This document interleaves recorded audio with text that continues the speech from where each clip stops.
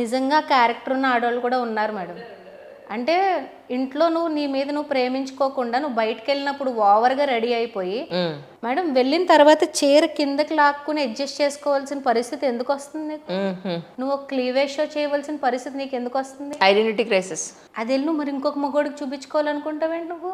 మరి భర్తకు కోపం రాదా మేడం? అవును, భర్తకు చిరాకు రాదా మేడం? ఇప్పుడు ఫ్యాషన్ కదా, మొత్తం వదిలేయడమే, ఇక్కడి నుంచి ఇక్కడ వరకు మొత్తం వదిలేయడమే. మరి అనరా మేడం? కమెంట్లు వేసే వాళ్ళు తప్పేం లేదు మేడం. నన్ను అడిగితే మన మన దృష్టిని బట్టి ఉంటుంది, అంతే కదా. అదే ఫ్యాషన్ ఇండస్ట్రీ వాళ్ళు చేశారు అంటే వాళ్ళకి అది ప్రొఫెషన్, వాళ్ళ ధర్మం అదే.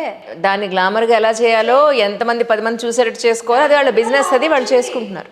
కానీ దాన్ని మనం ఎలా ఫాలో అవుతాం నిజ జీవితంలో, అది బాధాకరం కదా.